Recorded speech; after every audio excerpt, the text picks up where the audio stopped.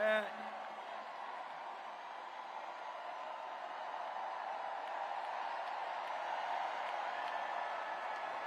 Thank you. Wow. Thank you, Philadelphia.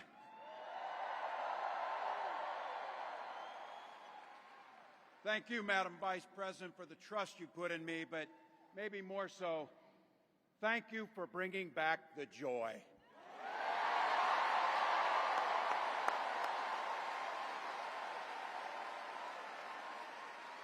I'm thrilled to be on this journey with you and Doug, this incredible journey.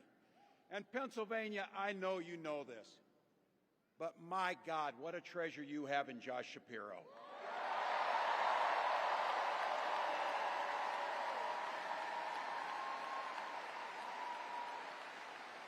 Holy hell, can this guy bring the fire? He can bring the fire. This is a visionary leader. Also, I have to tell you, everybody in America knows when you need a bridge fixed, call that guy.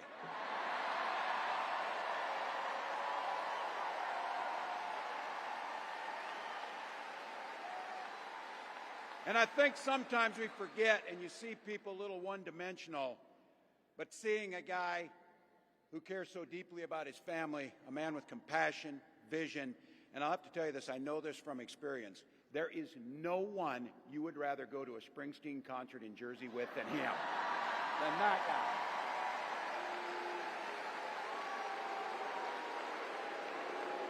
Bruce! And I can't wait for all of you and America to get to know my incredible wife, Gwen, a 29-year public school educator.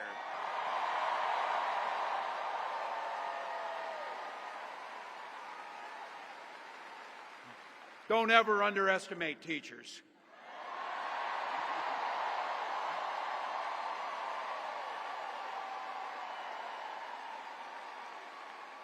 And our two beautiful kids, Hope and Gus.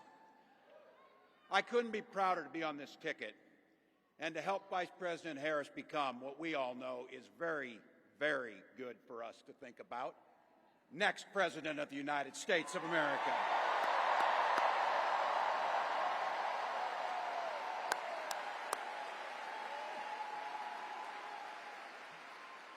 From her first day as a prosecutor, as a district attorney, Attorney General of the great state of California, a United States Senator, and Vice President of the United States.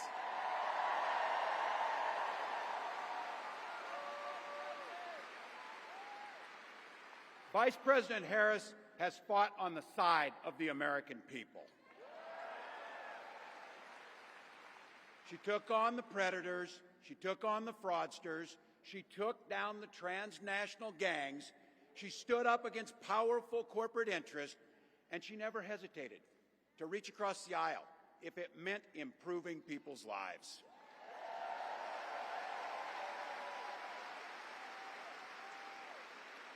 And I want all of you to hold this and don't ever underestimate the power of this. She does it all with a sense of joy.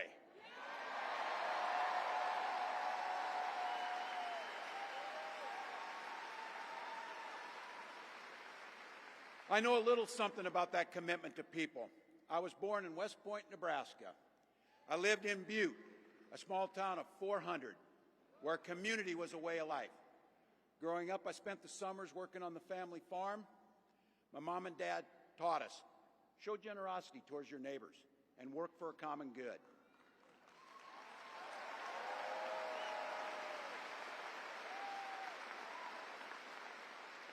My dad served in the Army during the Korean War. And with his encouragement, at 17, I joined the Army National Guard.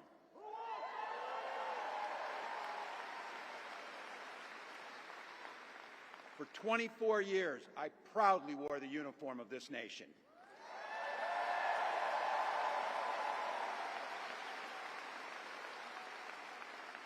The National Guard gave me purpose.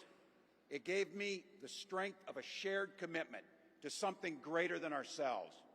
And just as it did for my dad and millions of others, the GI Bill gave me a shot at a college education.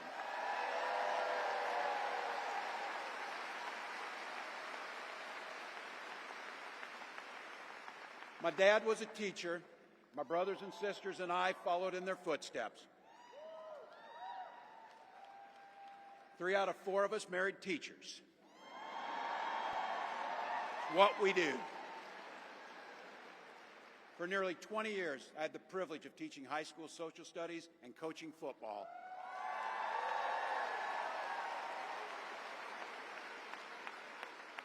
Including winning that state championship. So thank you. Don't ever close the yearbook. Don't ever. But it was my students. They encouraged me to run for office. They saw in me what I was hoping to instill in them, a commitment of common good, a belief that one person can make a difference. So in 2006, I took a leap and I ran for Congress.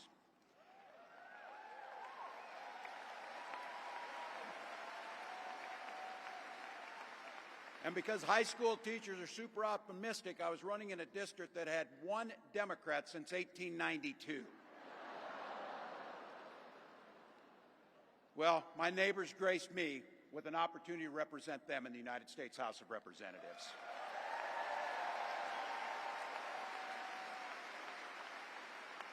I'm proud of the work we did there together. I worked across the aisle on veterans issues, on agriculture, and on ways to grow rural economies. I learned the art of compromise without compromising my values.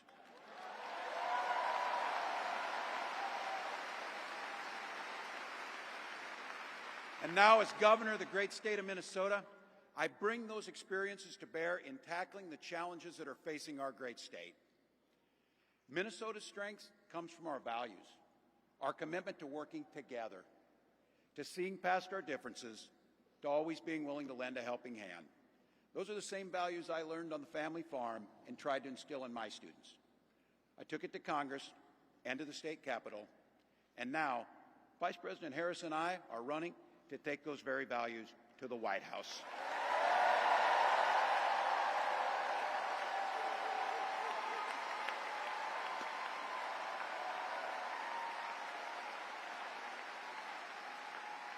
Now, Donald Trump sees the world a little differently than us. First of all, he doesn't know the first thing about service.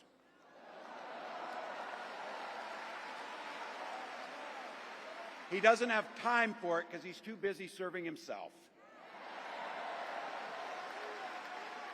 Again and again and again, Trump weakens our economy to strengthen his own hand.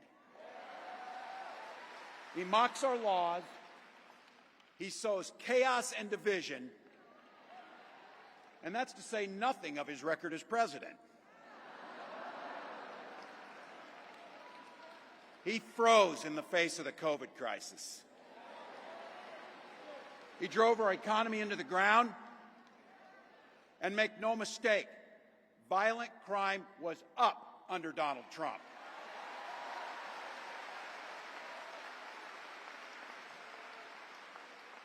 That's not even counting the crimes he committed.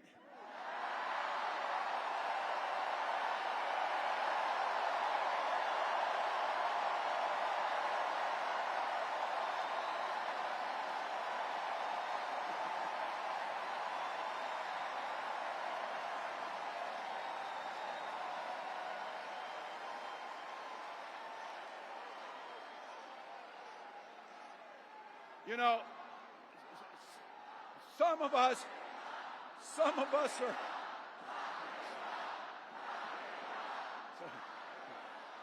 some of us in here are old enough to remember. I see you down there. I see those old white guys. Some of us are old enough to remember when it was Republicans who were talking about freedom.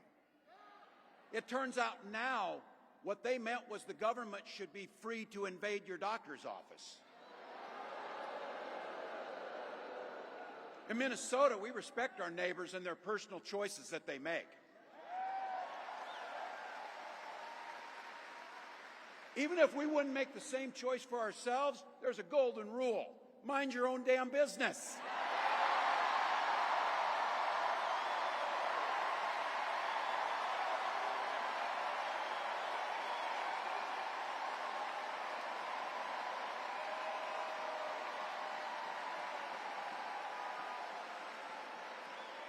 These guys are after my heart chanting, mind your own damn business. That feels good, so thank you. Look, that includes IVF, and this gets personal for me and my family. When my wife and I decided to have children, we spent years going through infertility treatments. And I remember praying every night for a call for good news. The pit in my stomach when the phone rang, and the agony when we heard that the treatments hadn't worked. So it wasn't by chance that when we welcomed our daughter into the world, we named her Hope.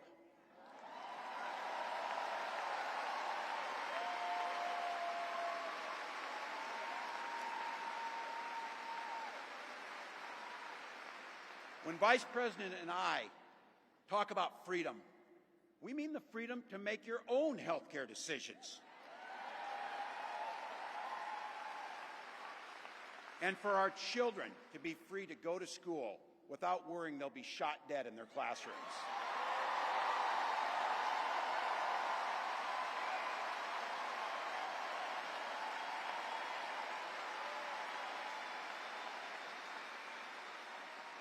By the way, as you heard, I was one of the best shots in Congress, but in Minnesota, we believe in the Second Amendment, but we also believe in common sense gun violence laws.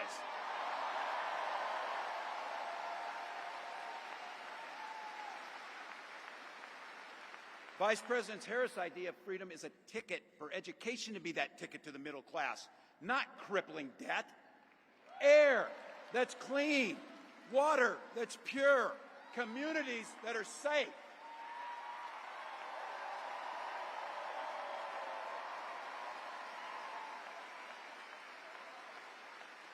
A place where we settle our political differences not through violence, but with our votes.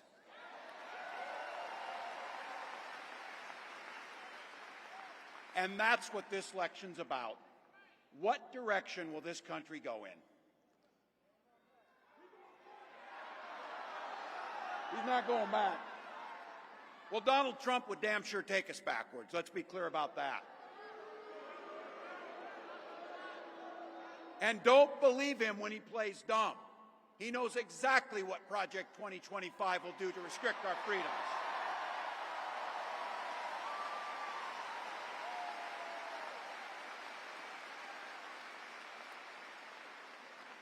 To rig the economy to help the super rich. If Trump gets a chance to return, he's going to pick up exactly where he left off 4 years ago. Only this time, it will be much, much worse.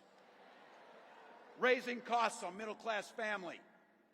He will repeal the Affordable Care Act, no doubt about it. He'll gut Social Security and Medicare. And when somebody tells you are, they believe him. He said he'd ban abortion across this country, and he'll do it, whether or not Congress is there or not. Donald Trump's not fighting for you or your family. He never sat at that kitchen table like the one I grew up at, wondering how we were going to pay the bills.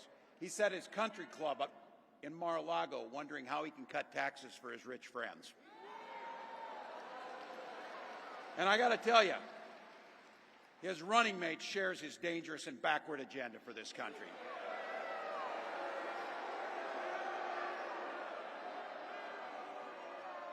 J.D. Vance literally wrote the foreword for the architect of the Project 2025 agenda.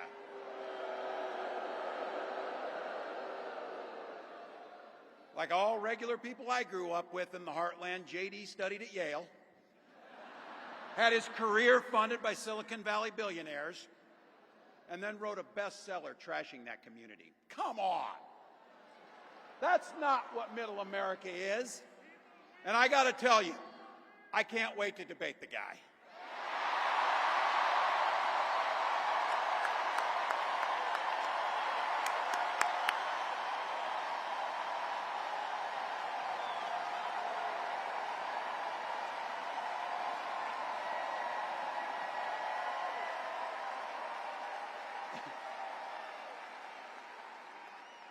That is, if he's willing to get off the couch and show up. So, you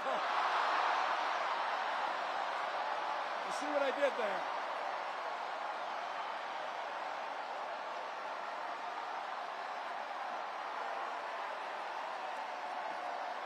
Look.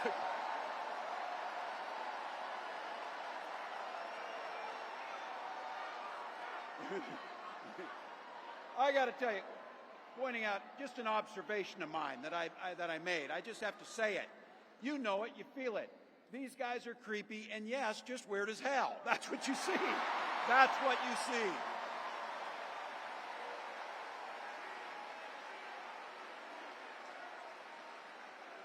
So you know what's out there, so say it with me. We aren't going back. We aren't going back. We are not going back.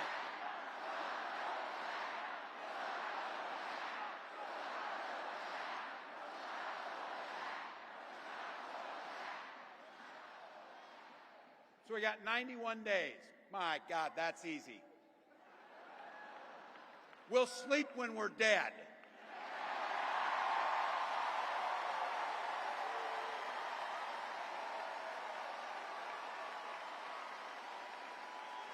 Over those next 91 days and every day in the White House, I'll have Vice President Harris's back.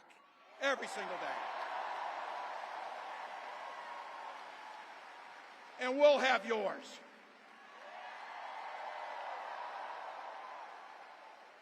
You know how this works. We can't do it alone. We need you, each and every one of you.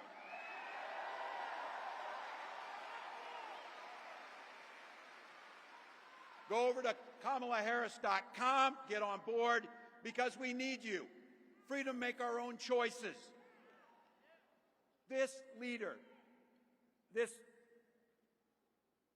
compassionate, careful, joyous leader believes in each and every one of you.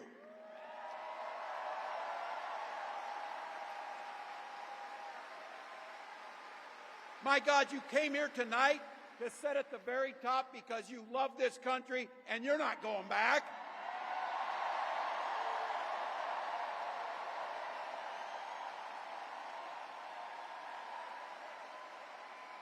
She believes in the opportunity for every single person to join the middle class. She believes in the promise of America. We just got to fight. We just got to fight. Because as soon-to-be President Harris says, when we fight, we win.